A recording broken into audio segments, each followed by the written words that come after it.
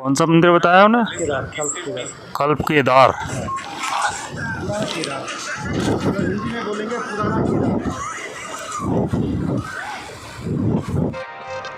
Hello, नमस्ते, आदाब, सत श्री अकाल दोस्तों। मैं हूं एडी और मेरे साथ हैं मां साहब। इस समय हम घूम रहे हैं उत्तराखंड और इन उत्तराखंड की खूबसूरत वादियों को आप देख पा रहे हैं हमारे YouTube चैनल राइडिंग दिल से। दोस्तों, आज हम आ पहुँचे हैं कल्प केदार।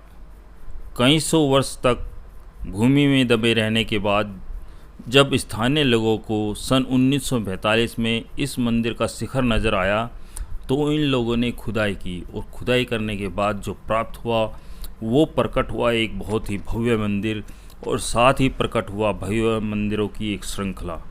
वर्तमान में दोस्तों यहाँ सिर्फ ये एक मंदिर है और जो कत्यूरी शैली में बना हुआ है, किंतु यहाँ एक मंदिरों की श्रृंखला थी जिसका प्रमाण हमें अनेक स्थानों से प्राप्त हुई फ़ोटो और साथ ही प्राप्त हुए लेखों से भी मिलता है।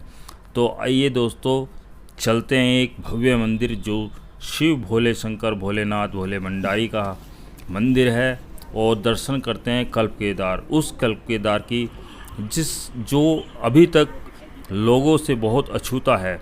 देखने में से ये केदारनाथ मंदिर जैसा ही लगता है और यहाँ हमें आमंत्रित किया है एक स्थानीय व्यक्ति ने और बताएंगे वही इस मंदिर की पूरी जानकारी हमें देंगे।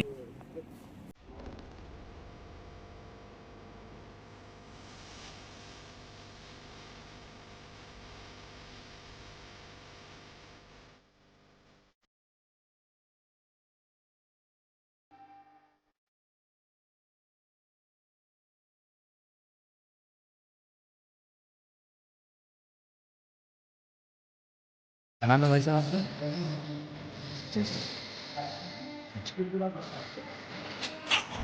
तो दोस्तों, इस समय हम हैं हर्षिल के पास धराली गांव के अंदर। तो धराली गांव के अंदर हम आए कल्प केदार मंदिर के अंदर। तो यहाँ पर हमें ये भाई साहब मिले तो इस मंदिर से रिलेटेड बहुत ही इंटरेस्टिंग हमें जानकारी दे रहे थे। तो अब हम इनसे और जानने का प्रयास करेंगे कि ये इस कल्प केदार का इतिहास क्या है और साथ में बराबर मुखबा नाम का भी एक गाँव है, उससे भी जुड़ी जानकारी भाई साहब हमें देने वाले हैं। तो मैं भाई साहब से रिक्वेस्ट करूंगा कि हमें इस मंदिर से संबंधित जो भी जानकारी आप दे सकते हैं देने का कष्ट करें। धन्यवाद सर। मेरा नाम सचिन पंवार है और मैं इसी गांव का रहने वाला हूं और मैं राजपूत हूं पंवार। तो जहां तक ये मंदिर की बात है और इस गांव की बात है, ये मंदिर कहते हैं कि ये 5000 साल पुराना महाभारत काल के बाद, जब महाभारत का युद्ध हुआ था उसके बाद जब पांडवों ने जब कौरवों का वध किया था, उनके हाथों उनकी मृत्यु हो गई थी, तो उनको पितृदोष हो गया था क्योंकि उनके कोई चाचा थे, कोई भाई था, कोई परिवार के सदस्यों का। हिंदू धर्म के अनुसार जो हमारा सनातन धर्म है उसके अनुसार ये कहा जाता है कि अगर आपने अपने किसी परिचित को का वध किया परिवार तो आप पे पितृदोष हो जाता है और आप नरक के भोगी हो जाते हैं। मतलब आप अगर आप चाहते हैं कि हिंदू धर्म में हर लोग यही चाहते हैं कि यार हम सनातन के साथ से हमें स्वर्ग की प्राप्ति हो, जो हमारा मनुष्य जीवन इससे हमें मुक्ति मिले। और तो फिर क्या हुआ कि जब उन्होंने मारा तो कहते हैं कि फिर उन्होंने जो युधिष्ठिर थे वो तो धर्मात्मा थे सारे जो भी थे, तो फिर उन्होंने कृष्ण को जब पूछा कि हम पे तो अब पितृदोष हो गया, हम स्वर्ग कैसे जाएंगे। तो कृष्ण ने उनको समझाया था कि आप ऐसा करिए कि भारत के उत्तर दिशा में हिमालय पर्वत है और वहाँ शंकर विराजमान रहते हैं, शंकर का वास है हिमालय में। आप अगर जाएंगे तो और आपको उनकी आराधना करनी पड़ेगी, उनको प्रसन्न करना पड़ेगा। जिस दिन आपको शंकर का दर्शन हो जाएगा उस दिन आप समझो आपको पितृदोष से मुक्ति हो गई और आप उसी रास्ते आप स्वर्ग चले जा सकते हैं। तो ये कहा जाता है कि पांडव इसी रास्ते से स्वर्ग के लिए आए थे और इसी रास्ते से उन्होंने शंकर की प्राप्ति के लिए तपस्या की थी। अच्छा। तो इस जगह पहले आज से मतलब 300-400 साल पहले यहाँ कम से कम 240 मंदिर होते थे। अच्छा। अभी भी इसके कुछ हमारे पास पुख्ता परिणाम है। जैसे सामने ये फोटो लगाया, आप इसको बाद में ले सकते हैं। इसमें इधर ला दे भाई इसको। इसमें भी 3 फोटो है। 1826 में यहाँ पे 1886 में ये आप देख सकते हैं। ये देखिए ये 1866 का फोटो है। इसमें 3 मंदिर दिख रहे हैं। ये मेन मंदिर है जो अभी आप यहाँ पे आप देख रहे हैं। इसके बगल में 2 मंदिर, एक ये पार्वती जी का और गणेश जी के 2 मंदिर थे। अच्छा। और फिर यहाँ उत्तराखंड में आपको पता है बार बार आपदा आती रहती है। तो फिर इनमें से एक टूट गया था, फिर ये 2 बचे, एक ये बचा, ये पार्वती जी का, और ये 1926 का है ये। तो कहते हैं कि 300-400 साल पहले लगा दे, 300-400 पहले 1802 के आसपास नहीं, ये 1600-1700 में यहाँ केवल 240 मंदिर थे। अच्छा। अभी भी आप कलकत्ता में एक म्यूजियम है, उस म्यूजियम में अभी भी उन मंदिरों की फोटो है। हाँ, विक्टोरिया जो वहाँ का विक्टोरिया मेमोरियल। हाँ। और एक कोई यात्री आए थे कल, भैया से मिले थे, तो उनके पास भी एक फोटो जिसमें 100 मंदिर है। अच्छा अच्छा। तो उन्होंने बोला कि हम आप लोगों को देंगे।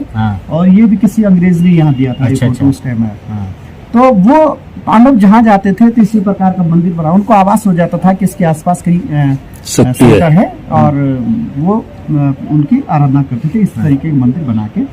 लेकिन होता क्या था कि शंकर भगवान उनसे नाराज थे, तो शंकर भगवान जहाँ भी वो आराधना करे वो वहां से चले जाते थे। अच्छा। तो इसी रास्ते वो लास्ट में जब केदारनाथ गए, तो केदारनाथ में भी फिर उन्होंने वही किया जो यहाँ किया। तो कहते हैं कि केदारनाथ में शंकर भगवान उनको बैल के रूप में दिखा। अब उसके बाद शंकर भगवान सोचा अब मैं कहाँ जाऊँ, तो उन्होंने क्या किया, अपना बैल का रूप धारण किया और गायों के बीच वो भी चुनने लग गया। लेकिन वो तो जो पांडव थे वो थोड़ा मतलब उन पे ऐसी शक्ति थी, वो मतलब पहचान भी सकते थे। तो भीम ने उसको पहचान लिया कि यार हो न हो ये शंकर है और ये हमको चकमा दे रहे हैं। तो फिर जैसे ही भीम ने उनको पकड़ना चाहा, तो कहते हैं कि वो जो बैल था वो जमीन के नीचे घुसना चाह रहा था, भागना चाह रहा था। बैल जो भीम जी थे उतने शक्तिशाली थे तो उन्होंने पकड़ लिया। अभी भी अगर आप केदारनाथ में जाओ तो केदारनाथ में बैल की कुबड़ की पूजा होती है। और जो मुंह है वो आपका पशुपतिनाथ चला गया था। नेपाल में। हाँ, नेपाल, मतलब वहाँ के केदारनाथ से अंदर घुसना चाहते थे और नेपाल जाना चाहते थे। लेकिन भीम ने पकड़ लिया। तो लास्ट जब फिर वो प्रकट हुए होंगे तो सब उनको दर्शन दिए। तो कहते हैं कि उसी रास्ते फिर वो बद्रीनाथ से स्वर्गरोहिणी पर्वत है, वहाँ से वो चले गए थे। तो ये इसकी कहानी है। तो अगर आप पूरे उत्तराखंड में जाए तो इसी तरीके से मंदिर, इसी शैली के मंदिर मिलते हैं। तो इससे यही होता है कि प्रतीत होता है कि ये पांडवों ने बनाया है। दूसरा, ये जो गांव है ये गांव पंवारों का है, और ये दिल्ली में ये सबसे पुराना गांव है। हाँ, हम लोग राजपूत हैं और हम लोग जो हमारे वंशज है, हम धारा नगरी एक मध्य प्रदेश में जगह है। अच्छा। वहाँ जो डिस्ट्रिक्ट मांडू है वहाँ। अच्छा। हम लोग वहाँ से आए हैं। अच्छा। क्योंकि जब आक्रांता लोग थे, उन्होंने जब भारत पे आक्रमण किया तो जो कहते हैं कि हमारे जो पूर्वज थे वहाँ के जो राजा थे, उनके हाथी हाँकते थे, मतलब हाथी की सेना के लोग थे। तो शायद कुछ बच गए, तो जब राजा को मार दिया होगा, कुछ हुआ होगा, तो वो वहाँ से भाग गए, वहाँ से पलायन कर गए। भागते राजपूतों ने बताया उत्तराखंड समझ लीजिए। हाँ, जब यहाँ आए तो उन्होंने देखा यार यहाँ तो भव्य है, सारे मंदिर है ये। तो ये भी कहा जाता है कि जो गंगा मैया, जो गंगोत्री में अभी जो गंगा मैया है, उसका वासी पहले यही था, इन्हीं के साथ। अच्छा। हाँ। लेकिन हुआ क्या कि हम लोग राजपूत थे तो उस टाइम और तो कुछ होता नहीं था, और जंगल में आखिट करते थे और जंगली जानवरों को मारते थे, उन्हीं का सेवन करते थे। और फिर दारू वारू भी पीते थे, क्योंकि राजपूत अमूमन कहीं भी जाओ तो इस चीज के शौकीन होते। फिर जो यहाँ के हमारे राजा थे टिहरी रियासत के, जो इधर मतलब राज करता, तो उन्होंने क्या किया कि जो मुगवा गाँव के ब्राह्मण है, ये मुखीमठ से आए हुए हैं। अच्छा। तो राजा ने इनको फिर यहाँ लाया, बसाया, बोला यार तुम लोग कैसे से ऐसा करो कि जो गंगा जी की पूजा है ब्राह्मण करेंगे। तो फिर उनको मतलब एक किस्म से दे दिया और बोला यार तुम करो। अच्छा। हाँ, तो अब वही लोग पूजा करते हैं। बाकी जो सामने दिख रहा है वही मंदिर है। हाँ, और हर साल जो दीपावली के दूसरे दिन गंगा मैया की जो भोग मूर्ति है, इसकी पूजा होती है गंगोत्री में, उसको उठा के यहाँ आया जाता, लाते हैं। कहते हैं ये माइका बोलते हैं इसको ना, मुखबा मंदिर एक किस्म के। हाँ, तो ये गंगा मैया का माइका है। हाँ, तो यहाँ से वो दीपावली के दूसरे दिन से लेकर अक्षय तृतीया, दूसरे साल का जो अक्षय तृतीया, जो एक पर्व है, शीतकाल में यहाँ पूजा होती है। और अक्षय तृतीया के दिन फिर वहाँ कपाट खुलते हैं और फिर वहाँ चली जाती है। मार्च तक। तो 6 महीने करीबन वहाँ पूजा होती है, 6 महीने यहाँ होती है। तो इसका ये और पूरा मतलब वहाँ 70% ब्राह्मण लोग हैं और वो सेमवाल हैं और हम लोग राजपूत हैं। हम यहाँ पवार हैं और कुछ लोग जैसे नेगी भी हैं, लेकिन ज़्यादा मात्रा में पवार है। हाँ, तो ये पूरा गाँव पवार होता है। आप और एक और ये बता रहे थे कि मंदिर ये इसके अंदर हाँ, ये शिवलिंग है। जो अभी आपको जो मंदिर दिख रहा है, ये मंदिर अभी ये मंदिर आप देख रहे थे कभी कम से कम 15-16 फीट अभी नीचे है। हाँ, क्योंकि जिन्होंने बनाया होगा ना, तो उन्होंने बकायदा गर्भगृह बनाया है। हाँ। अंदर लिंग है, स्फटिक पत्थर का लिंग है। अच्छा। कभी ये जो जहाँ पे हम खड़े हैं ये कभी नीचे रही होगी। हाँ। लेकिन आपदा के कारण क्या हुआ कि ये सूखी टॉप, कहते हैं कि सूखी टॉप जो है नीचे आया और ये पूरी झील बन गई। हाँ। नदी रुक गई, जो गंगा मैया है भागीरथी जो रुक गई। तो इसमें मलबा इकट्ठा होने से इसका लेवल ऊपर आ गया। मंदिर तो अपनी जगह है, क्योंकि जिन्होंने बनाया होगा उन्होंने इस तरीके से बनाया था कि आपदा भी कुछ नहीं कर पाई। जैसा 13 के आपदा में केदारनाथ जी का कुछ नहीं, 13 के आपदा में यहाँ भी पानी भरा था। अच्छा। और ये इतना डूब गया था। ये हम लोगों ने खुद गाँव वालों ने खुद इसको खाली करवाया। थोड़ा आर्मी वालों ने भी हेल्प की, ज्यादा गाँव वालों ने, हम लोगों ने आपस में थोड़ा मिला के पैसा मिला के लेबर लगा के खुद करके इसको खाली करो। ये 2-3 बार डूब गया, लेकिन ये यथावत है, हिलता भी नहीं। अच्छा, मतलब इस तरीके स्थापना इस तरीके से की गई, मतलब वास्तु के हिसाब से की गई। इसका कुछ नहीं होता है। तभी देखते हैं, सिंधिया जी आए थे अभी कुछ दिन पहले। अच्छा। ये गांव है जो वाइब्रेंट विलेज में इसको रखा गया है। जो मोदी जी की बहुत ड्रीम प्रोजेक्ट है पूरे जो भारत में है। चाइना से लगे हुए जो गाँव है, उनको मोदी सरकार ने क्या किया है, मोदी जी ने इनको एक अलग वाइब्रेंट विलेज के तहत एक अलग कोर्स बनाया है इनके लिए। और इनका विकास करना है कि जो हम मतलब मोदी जी चाह रहे हैं कि जो चाइना से लगे गाँव है वो पलायन हो जाए, चले। तो ये गांव भी रखे हुए हैं। तो अभी उसी की मॉनिटरिंग में सिंधिया जी आए थे। अच्छा। ज्योतिराज सिंधिया जो उड्डयन मंत्री हैं। तो हमने उनको भी दिखाया था सर ये पूजा। तो उन्होंने हमें पूरा आश्वासन दिया है कि इस मंदिर को हम बाहर निकालेंगे। हाँ, ये जो जमीन है इसका मिट्टी हटा के जो इसकी भव्यता दिखे। हम भी चाह रहे, हमने उनको समझाया ना, हमने बताया मंदिर तो अपनी जगह हिल नहीं सकता, लेकिन कम से कम अगर हम जा नहीं सकते हैं तो कम से कम देख तो सकते हैं कि कितना भव्य है ये। तो मतलब यहाँ पर एक पुरातत्व विभाग की टीम आएगी और उसको खोद के उसको सही उसी रूप में लाने की प्रयास किया जाएगा। अब वो सरकार की जो पुरातत्व विभाग से कराती है या किसी और तरीके से। लेकिन बोला है उन्होंने, देखते कब तक होता है। उन्होंने पूरा हमको आश्वासन दिया कि इसका हम जरूर करेंगे, जो भी इसके लिए। पवार जी, आपसे हमें बहुत ही इतनी अच्छी जानकारी मिलने के लिए मतलब प्राप्त हुई, जो हम सोच भी नहीं सकते। तो आपके होते हुए हमें जानकारी मिली। हमारा यही उद्देश्य है। मैंने आप जब आपको वहाँ पे रोड पे देखा तो मुझे लग गया था शायद आप यूट्यूबर हैं।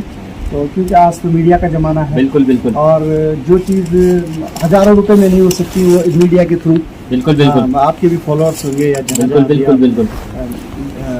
जो लोग आपको देखेंगे, तो मैं चाहता हूँ कि जब भी कोई गंगोत्री दर्शन, गंगा मैया के दर्शन करने आए, 4 धाम को सिर्फ 50 मीटर आपने केदार जी। और ये सिद्ध है, ये बहुत सारे लोग इसको इतना मानते हैं, हर साल आते हैं और यहाँ जो भी करना होता पूजा अर्चना करना आ सकते हैं।